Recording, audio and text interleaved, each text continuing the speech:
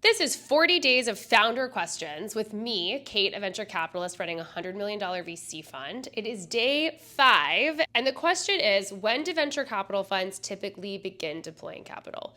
Oh man, great question.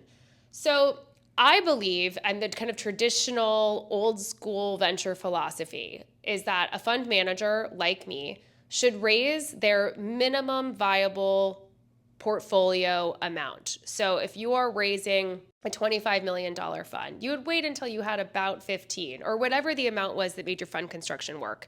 And only then, once you've closed on that minimum fund amount, would you start writing checks.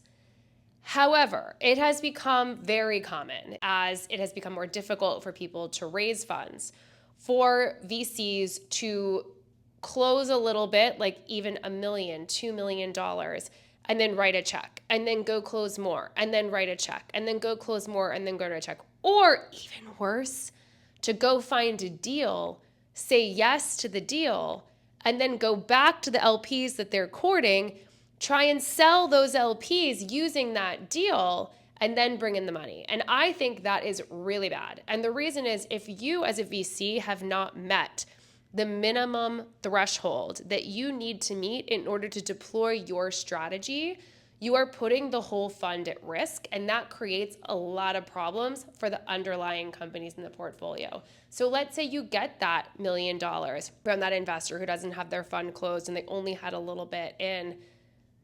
Are they gonna follow on? Is it gonna look good when that fund didn't come to fruition and people are like, hey, this person's on your board, but it looks like they don't really have a fund. What's going on there? It can create a lot of problems. So I'm a bit of a traditionalist in not a lot of senses, but in this sense, I'm a bit of a traditionalist. I think VCs should wait until they've met the minimum threshold, called capital on their minimum viable fund size, and only then should they start deploying.